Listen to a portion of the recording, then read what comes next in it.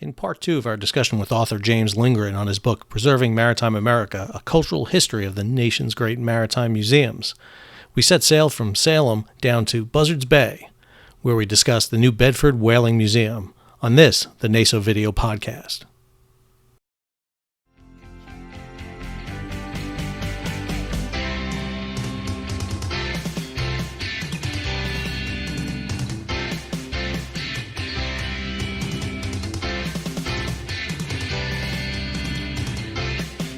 The North American Society for Oceanic History was created by maritime scholars who met in 1971 at the University of Maine. They recognized that in North America there was no forum for maritime history or a society devoted to the study and promotion of maritime history. The aim of the original group of organizers was to create a diverse organization based initially on Canadian and American membership, which would gain the interest of others. Now there are members worldwide, and it is this diversity of membership that continues to make NASO a truly unique organization. 2020 marked the first year in recent memory that NASO was unable to meet, and therefore we bring historians, archaeologists, and students who are scheduled to present. Brings us to our next museum, which is the New Bedford Whaling Museum, which whaling has a very unique place in maritime history.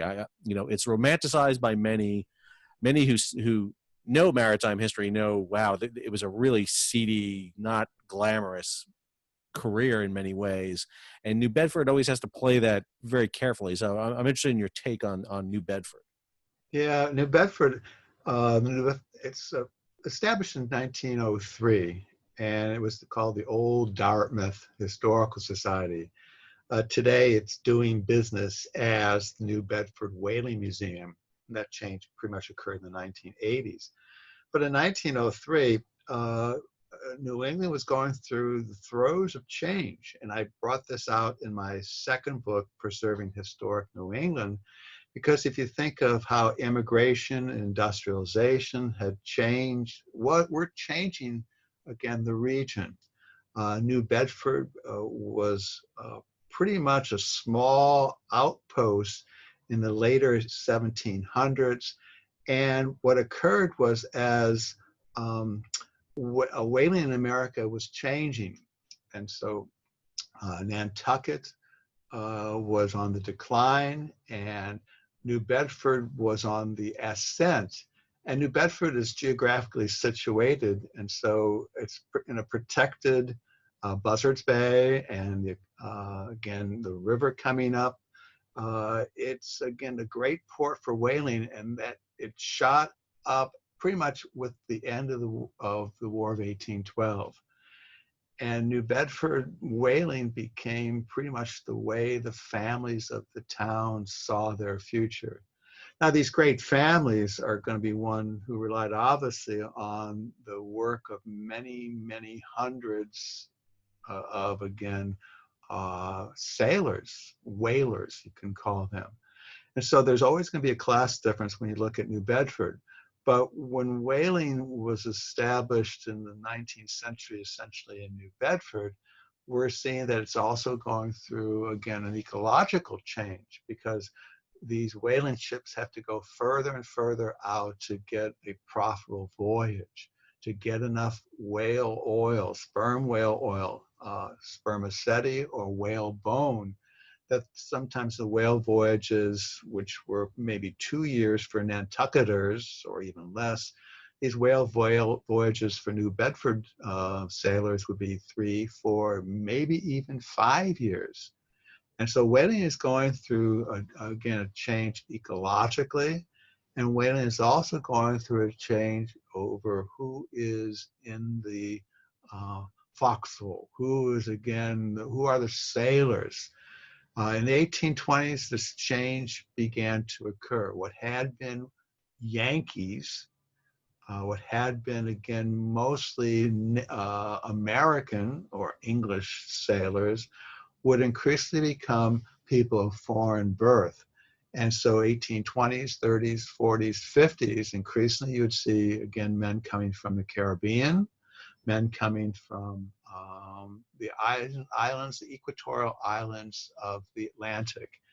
And this was really the case in the years after the Civil War. And so one picture I included, which you've got on your screen, is by Clifford Ashley. And this is a Cape Verdean sailor.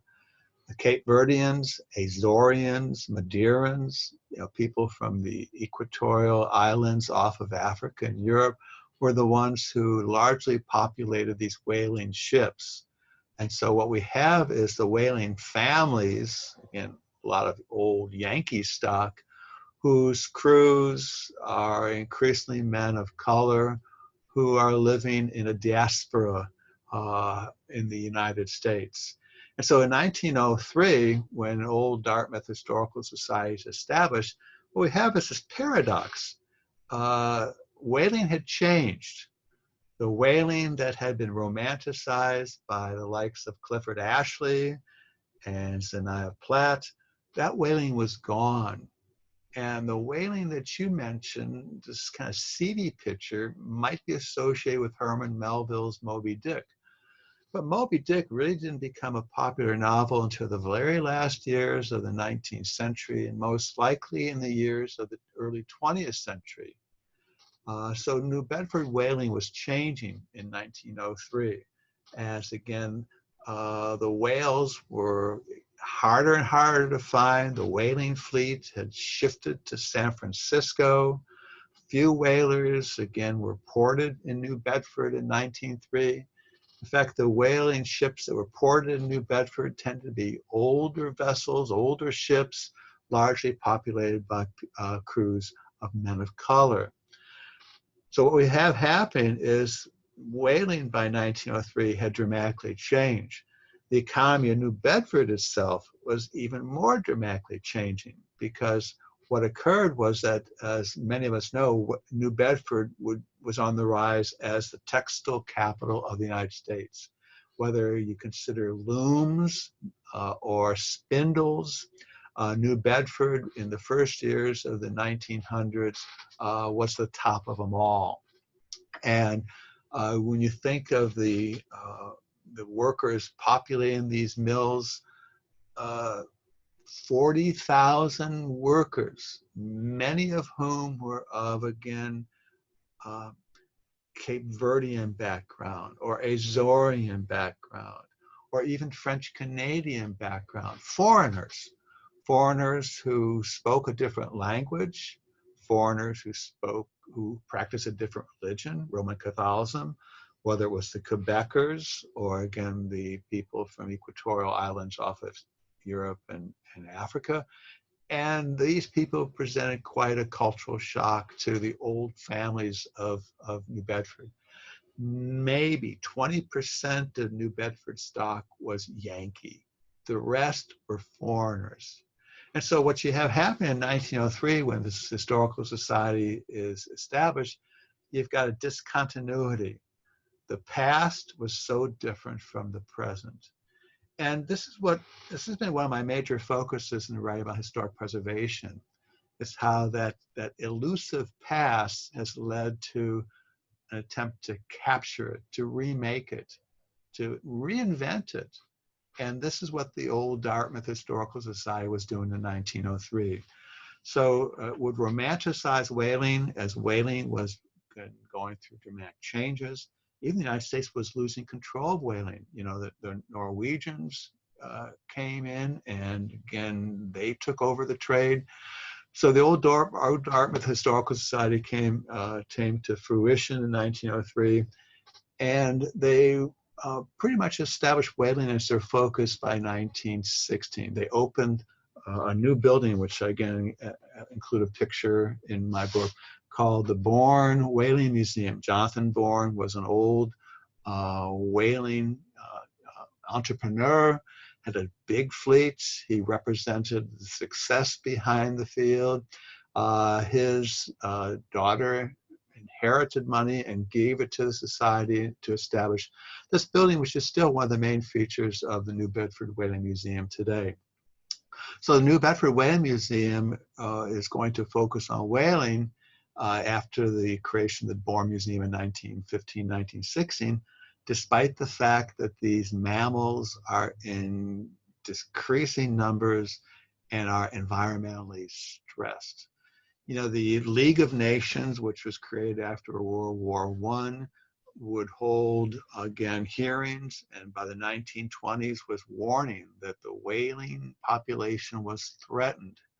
Uh, the old Dartmouth Historical Society was a historical society, and so for years they would glamorize whaling.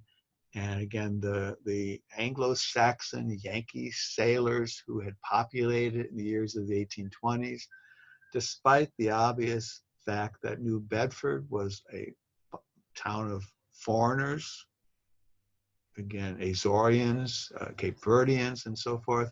And despite the fact that the whale, as we know it, was perhaps facing extinction. Now, this is a story that goes on through the 30s, the 40s, the 50s, the 60s. And the 60s begins an amazing change. And this is a change that I also bring out in other books that I've done. And the 60s, it represents the civil rights era. And so historians are going to be influenced by the movements of people of color, of women, of those who had been left out of history books. And the 1960s, what you've got is the democratization of history, where more and more people are coming into the story. In the 1960s, too, you've got the growth of the environmental movement. Earth Day from 1970. I developed the story in the chapter on South Street Seaport. Again, environmentalists is coming more and more to focus. And so we've got, in many ways, the democratization of history. You've got the growth of the environmental movement. You've got even the New Bedford population begin to ask, where is my voice? Where is my ancestor? Where are people of color in this story? Today in 2020, we hear this question a lot, and it first began to raise in the 60s and 70s. And so the New Bedford, again, the old Dartmouth Historical Society was kind of caught by these demands for change. In the 1980s, they began slowly to recognize this. They hired an environmentalist as their director. They created an outpost museum kind of towards Plymouth, but their attempts failed financially. And in the 1990s, New Bedford Whaling Museum, as it began to call itself, was facing a crisis. And this crisis led to this realization that they've got to expand their focus. And the expansion was led by, again, Azorian and Cape Verdean families who were prominent in town. The expansion of focus was led by those who were in the state capital of Boston, who recognized that heritage tourism was one way to expand the economy. And New Bedford was in economic crisis. When you think of not only unemployment, but problem schools, problems with youth and in drugs, all these problems mounted to the realization that there had to be economic change. As we all know, the textile industry had been going south and been going across the Pacific for years. In the 1920s, again, the mills had been mostly gone. 1930s depression kind of closed the cap on that. And so with New Bedford facing economic problems, by the 1990s, there was this realization that heritage tourism might be a solution. This is going to lead to the creation of the New Bedford Whaling National Historical Park. And the park is going to be one that was the brainchild not only of local political leaders, Teddy Kennedy, senator from Massachusetts, Barney Frank, congressman from the New Bedford area, were ones who introduced the legislation. But when you think of local leadership, they recognized that they had a chance to tell this complex but wonderful story of New Bedford to a broader audience. It was estimated that maybe 500,000 tourists could be coming to New Bedford each year if a national park was created. That national park finally came to fruition in the last years of the 1990s. Now, as some of us remember maybe from the 1990s political change, in 1994, the so-called Republican Revolution occurred, the Tea Party antecedents, and they were ones who tried to limit the growth of the National Park Service. And as a result, the New Bedford Whaling National Historical Park was underfunded, and the city began to pick up more of the economic support. But ever since the late 1990s, 1997, when Bill Clinton signed this legislation, creating, I think it was the 375th national park in the United States, New Bedford's identity has revolved around both the museum and the national park. And it's a wonderful way to tell the story of maritime history, because we've had these whalers whose exploits carried them to the distant reaches of the Arctic, the distant reaches of the Pacific, whose exploits were global, how these whalers brought home the wealth provided by the killing of this whale, but at the same time introduced the United States and New Bedford to the world scene. So the New Bedford Whaling Museum is a wonderful story of how this occurred, but the most important thing, I think, is how the Whaling Museum in the 21st century itself changed. And this gets to the point I make through this book. Museums often reinvent themselves. And one of the exhibits that occurred at New Bedford showed how whaling culture had been not only a fact of life, but how the whale today was a barometer for our future on this planet. And so when you think of, again, New Bedford Whaling Museum, they embraced environmentalism in the late 1990s, first years of the 21st century. And today they are a history museum with this focus on environment. Environment is kind of defined broadly. It's partly ecology. It's partly the environment of how New Bedford, as this port town, changed. It's the environment of how culture, people, society all come together in shaping us, and how there has to be a new environmentalism to save us as a species and to save our fellow creatures on this planet, as the whale you see here. So the New Bedford Whaling Museum, to be honest, it's my favorite little museum of this whole six. And it's such a wonderful collection. It shows changes, but in the early 21st century, a new wing was created, the Jacobs wing. And so older visitors would come in and see a replica, the largest model of a whaling ship on the planet. They would come in and see this replica of this whaling ship and be enthralled by the story of whaling. The new wing, you come in and you see these skeletons of the whales, and you realize what a magnificent creature this is. And hopefully we don't use the term was, because when you think of whales, again, endangered to be sure, some whale species are near the brink, the right whale. And again,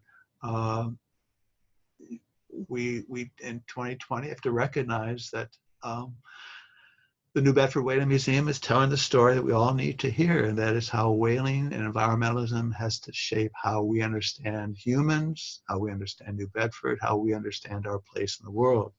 So as I say, when I go to the New Bedford Whaling Museum, and I'm a proud member of it, okay, you go in and you see this wonderful story of how a city is adapting and how it leads to, again, this appreciation of the largest mammal in the world, and that is the whales that we see here. So it's a wonderful little museum in New England. Oh, it's great. In fact, we had our annual conference last year, 2019. The last conference we had was up in New Bedford, and so it was the fantastic host. Had a great time. Great environment, like you said. It's an amazing museum. Recommend everybody to go see it. Join us for part 3 of James Lindgren's Preserving Maritime America, a cultural history of the nation's great maritime museums. Stout hearts make a safe ship. As we set sail for Mystic Seaport, grab yourself a slice of pizza and sit back and enjoy our discussion about that historic national treasure.